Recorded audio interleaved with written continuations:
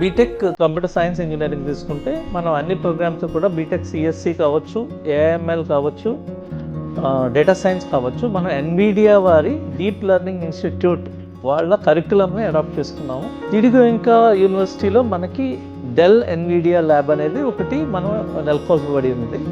So అందులో students అందరూ కూడా ఆ డెల్ ఎన్విడియా ల్యాబ్ అనేది ఉపయోగించబడతారు.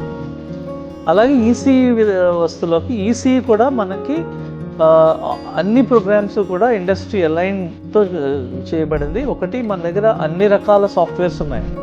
ఫర్ ఎగ్జాంపుల్ ఈసీఈ మన దగ్గర విఎల్ఎస్ఐ చిప్ డిజైనింగ్కి క్యాడెన్స్ సాఫ్ట్వేర్ అనేది మన దగ్గర ఉంది.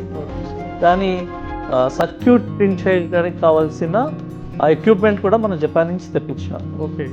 సో మనం ఈసీఈ తీసుకుంటే మనం బాష్ అనే ఒక ప్రముఖ కంపెనీ యొక్క రోబోటిక్స్ అండ్ ఆటోమేషన్ అనేది ఒక ఎక్విప్మెంట్ మనం నెలకొల్పబడింది. మనం అసోసియేటెడ్ విత్ బాష్ అండి, ఆల్ బీటెక్ ఈసీఈ. ఓకే.